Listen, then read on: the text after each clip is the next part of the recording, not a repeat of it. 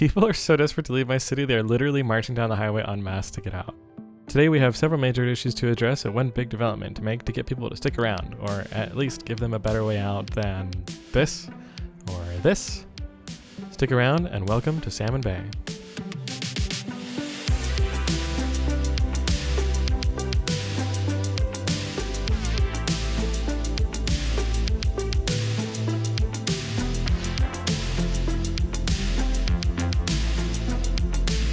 I think what's happening here is a couple of things. The anniversary patch that just came out makes Sims much more likely to leave the city if things aren't working out for them, which is good because before you would just build up an improbable amount of homeless people. Also, if we look at the makeup of jobs in the city, we could see that most jobs require a high school or college education. However, there is no high school in the city, which means Sims that grow up in Salmon Bay are poorly educated and have to leave because there's no further education opportunities for them and no jobs. Since Salmon Bay doesn't have any outside connections, Sims without cars of their own are forced to just walk out of the city. In this episode, we have some work to do. We'll go through the city's vitals and address its most urgent needs. We're going to build a train station, which will be a pretty big development that will require moving a lot of earth. Before we begin the build, I do want to formalize and name the city neighborhoods with districts. I want to see on screen what I have in my head and make it easier to talk about areas of the city. The main section of the city up here will obviously be downtown. Then we have the port of Salmon Bay, the waterfront, and we'll call this area, where our train station is going to go, Lowtown. Zooming out, I'm also going to mark out the bay and draw a district over the power plant, which we'll call Salmon City Light, which of course is a reference to Seattle's electric utility, Seattle City Light. Now let's go through the city's vital signs and triage the issues. Here's the problems I've found. We have a high and climbing unemployment rate, which is certainly exacerbating the exodus. With the new patch fixing crime rates, our police force will soon get overwhelmed, which is already the case at our medical clinic. Our landfill is running out of space, our elementary school is overfull and we have no high school, and our water supply is nearly at its limits. So you can see the city still has a lot of priority projects. We have limited funding, so we'll start with education by just adding an extension to the elementary school, doubling our capacity. I want to add a high school too, but we have more pressing problems to address first. Next, we need better death care. This church graveyard is nearly full. The upgrade is pretty expensive and only increases the capacity by 50 lots, but it also doubles the processing speed, whatever that means, and I think with that we'll be able to keep up with demand. Lastly, I'm going to expand the landfill again. If this gets full, we'll start piling up garbage in buildings, which can lead to just an economic catastrophe in the city, so just making this bigger will buy us enough time. I'm also adding in the hazardous waste extension, which provides a relatively small boost to garbage processing speed.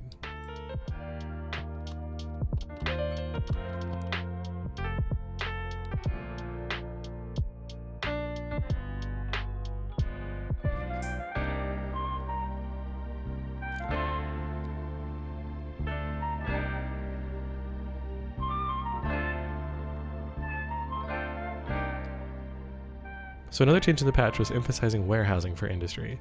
So I want to plop in a few storage facilities on the waterfront. I'm going to build these over the water as if ships could dock at them and load or unload supplies. This isn't a mechanic in the game, but we can use our imagination here. I'm using the Find It mod to plop specific warehouse buildings that I think look the most like the kind of building you might see on a pier like this. I'll also use the Recolor mod to give them the same paint scheme and make it look like a single business operates off of each pier.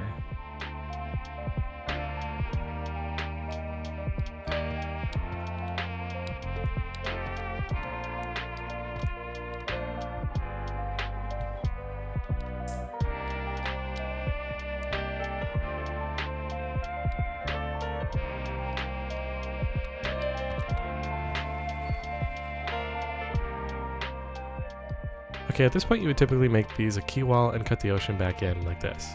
If we take a look at Seattle's waterfront, that's not how it is. Although these are tourism focused now, you can tell that these used to be industrial buildings just like what we popped in. And if you look closely, you can see that these are actually piers built over the water, not walls holding in fill. I want to try to emulate that, so I'm going to carefully change these roads into elevated sections instead, and I think we'll get a decently convincing pier aesthetic.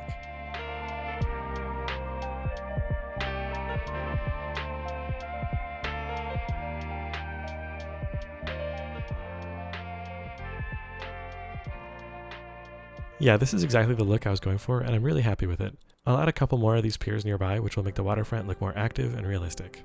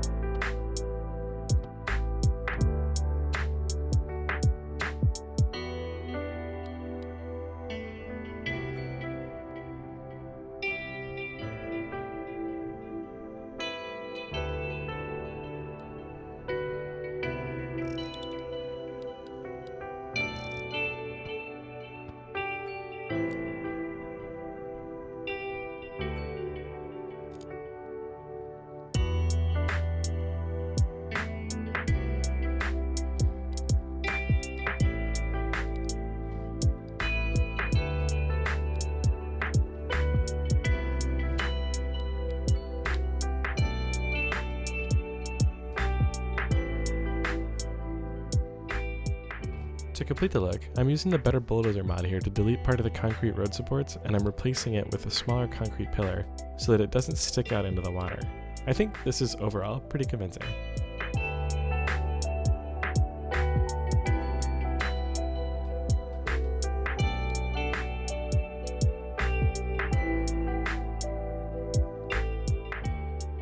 Okay, with those fixes done, we can start on our train station. You could argue this is a lower priority than things like the high school, but honestly, Sims walking for miles down a narrow highway is a public health emergency, and this train will give them a better way to leave town, so I think this is justified. The new Salmon Bay train station is going to go into this forested area just east of the port.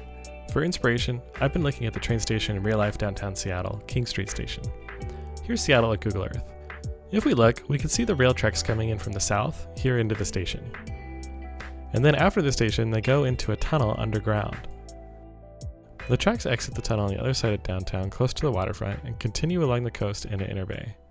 In Salmon Bay, our tracks sit along the waterfront, but I'm going to redirect them and tunnel them underneath the downtown Salmon Bay, just like this. Looking at the station in 3D, it's built into topography in an interesting way. On the east side of the station, the tracks are sunken lower than street level, with overpasses going over the rail. But on the west side, the tracks are at ground level because it's built into topography. Since we're building in a similar location in Salmon Bay, I want to emulate this. I want one side of the tracks to be a retaining wall holding up the higher elevation, and the other side to be level with the port, which will give us quite a bit of new space for development there. The train tracks coming out of the new station will go straight into a tunnel, just like this. Moving the tracks out of the port will also make it a lot easier for us to connect the port to the rest of the city and have more cohesion and fewer traffic bottlenecks. I'm starting by leveling out a big area for the station at the elevation of the port, then finding a second elevation for the upper tier that is about 10 meters higher. 10 meters is what the game prefers for overpasses like the ones we'll be adding. I'm making a straight cliff at an angle such that the train tracks can come into here underneath the existing overpass on the right side, and then tunnel into the hill with enough space for a train station, some park space, and a few buildings. I drew the tracks in but realized there wasn't enough space for the station yet, so I ended up pushing the hill back just a little bit more. This is a large development that does not respect the topography. This willingness to achieve big goals and urbanize this area quickly was known as the Seattle spirit. Hills, tide flats, none of those challenges here prevented settlers from building the city they wanted, even or especially early on. So even though this is a little more hilly than King Street's real life location, which is a little bit south of here I do think that this build is within the realm of reason. It took quite a few attempts to get the tunnel entrance right. The game kept messing it up and making tunnel entrances that looked half broken. My tips for digging tunnels and city skylines too. First, disable snap to geometry, which will sometimes snap the tracks to the surface even when your elevation is set negative. For entrances, if the slope you're digging into is too steep, the game will just create a cutaway instead of a tunnel, so smooth out the entrance beforehand. Also, don't use Anarchy to force tunnel sections. It really doesn't handle it well at all. Besides that, it was really just a matter of trial and error to get these to look right, and then also quite a bit of time with the slope tool and landscaping tool to make it look all okay later.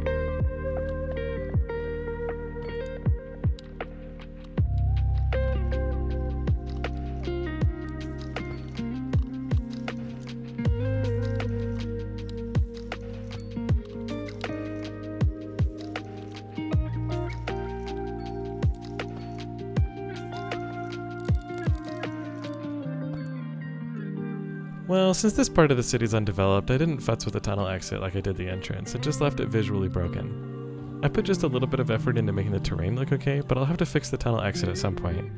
The tunnel project actually ate through all of the city's money, so next I'll focus on getting the roadway connections done and filling in the city before we get to plop in the actual station.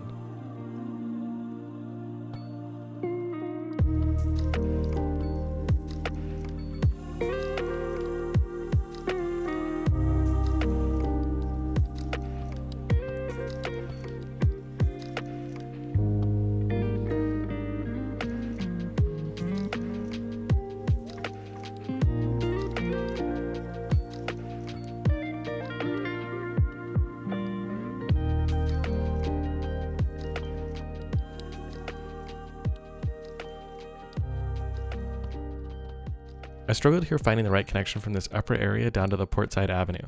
It took a couple of tries to get something I was happy with. I was trying to balance not introducing new intersections with not encroaching on the train station plot too much either, so I tried to connect it with the existing grid intersections first, but I wasn't happy with either option, so I ended up just coming down in the middle. If we run into traffic issues later on because of too many signal lights, we'll deal with that then, but for now, I'm happy with the way this looks, and I think it'll have plenty of flow to meet traffic demands.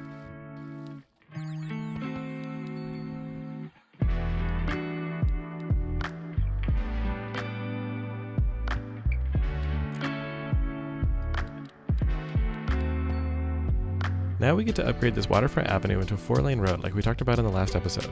This is fairly disruptive, and we're deleting a lot of businesses, of course, but for the ones that aren't directly in the new road, I will put a little bit of effort into trying to keep them in their original location, and sort of reorient a few streets to work with these businesses. This will give a little bit of visual interest and a touch of history to the area.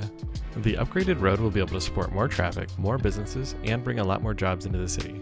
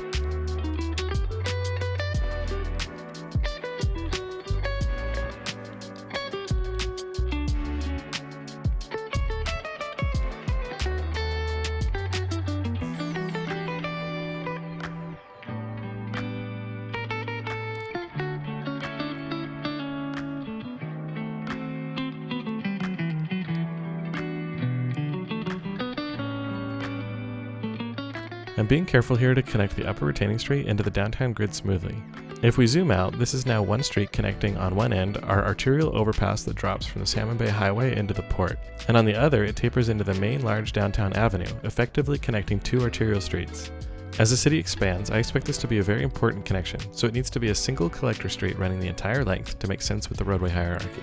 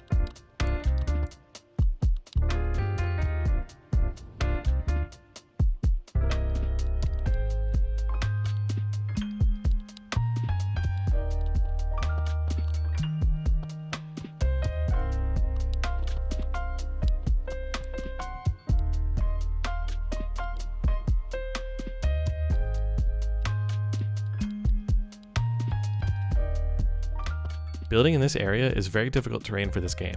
The only reason I'm still sticking to the grid is because this is where downtown connects to the waterfront, and I'm going to want that to blend together tightly. But it is hard to make these blocks look good. I have some ideas for building on slopes like this, but it requires higher density. The only density I have access to is housing, but with unemployment issues, I don't want to add a bunch of housing density. So I'm just making these small lots for single family housing, and I'll do my best to make them look good with landscaping and retaining walls.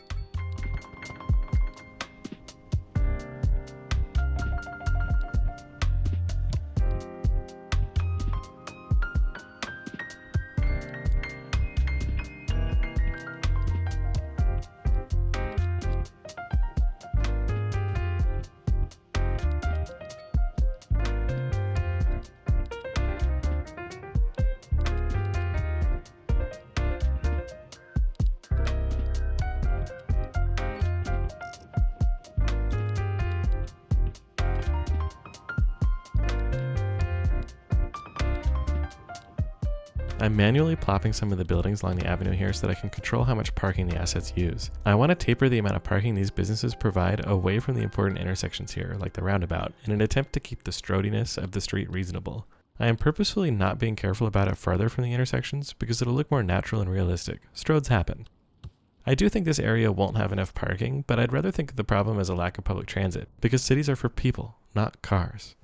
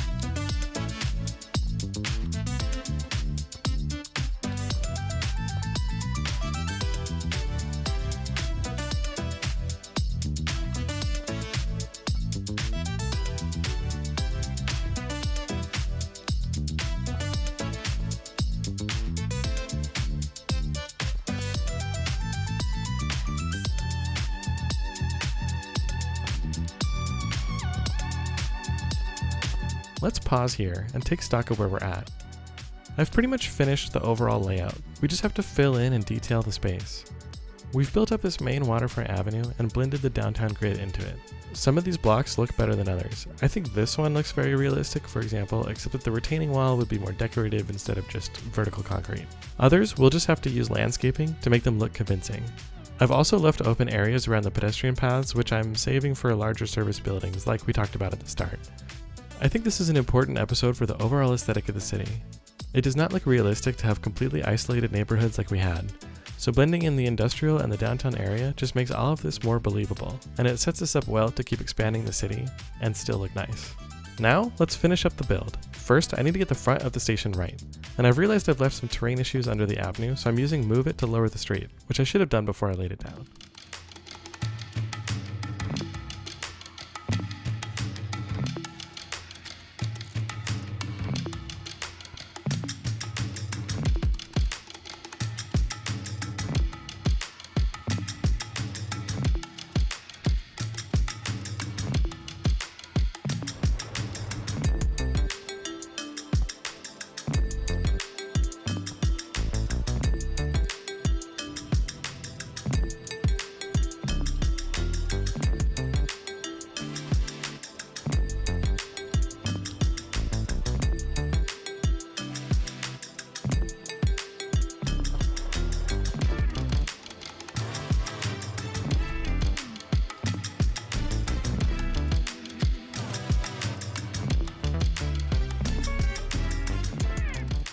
For populating the lot, I've picked a specific office building to plop in this corner, which I think goes nicely with the train station. I'm also using the vanilla props mod to clip another building into its side to make it look like this office is actually built into the retaining wall. The buildings block pedestrians from being able to access the tunnel and tracks from this side. In front of it, I want a nice mini park area, and I'll zone in a couple of commercial buildings, and then in the yard in front of the train station, I want to plop in a cool park cafe from the anniversary content, which will look really nice here. And of course, planting some trees.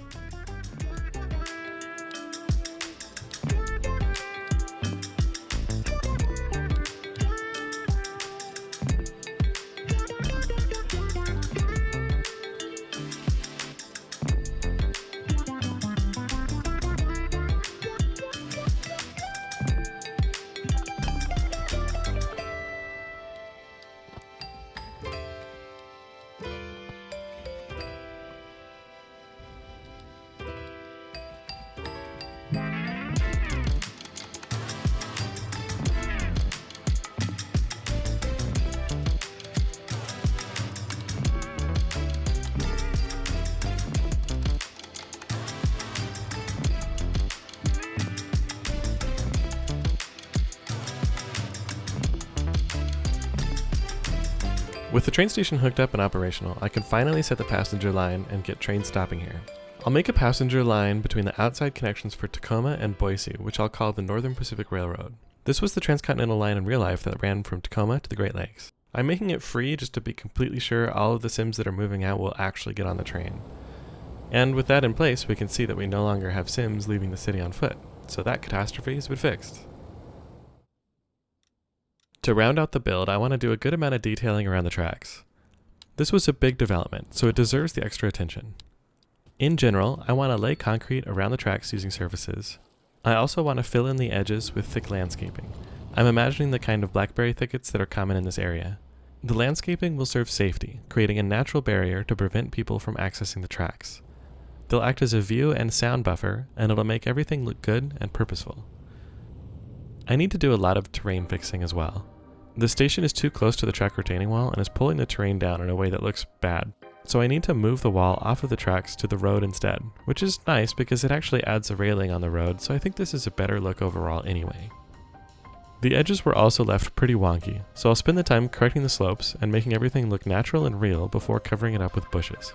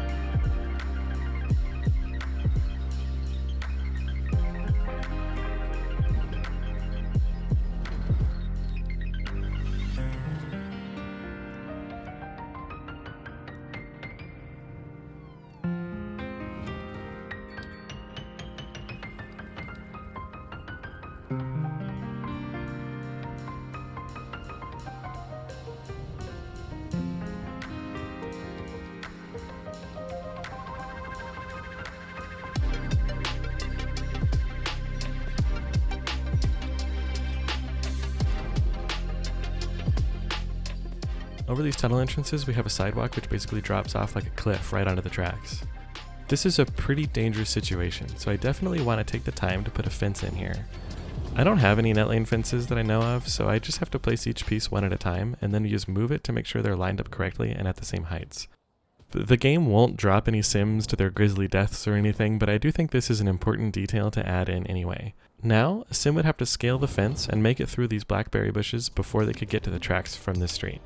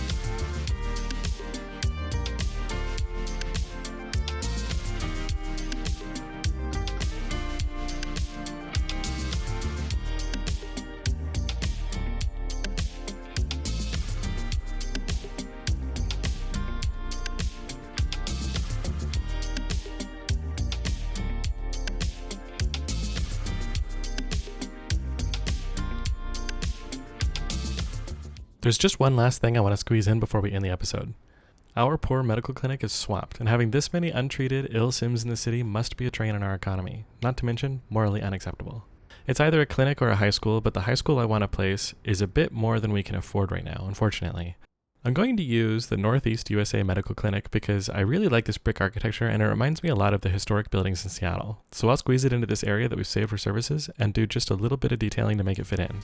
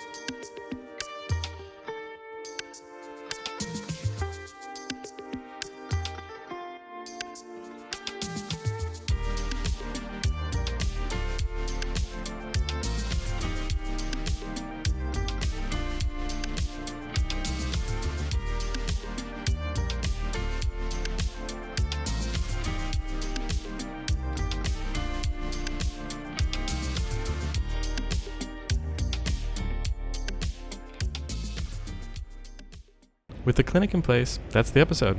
Thank you so much for watching, enjoy the tour, and let me know what you think of the city so far in the comments below. I'll see you again soon here in Salmon Bay.